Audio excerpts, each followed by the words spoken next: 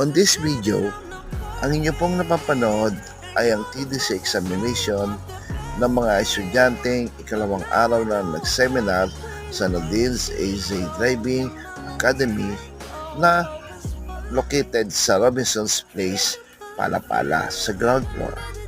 Ito po ang isa sa mga pangunahing requirements na kinakailangan kapag kayo ay kukuha ng student permit at tayo po ay magseseminar ng 2 araw at sa ikalawang araw tayo po ay mag-examination. So ang passing grade po is 80% dahil lang items po niyan ay 100%.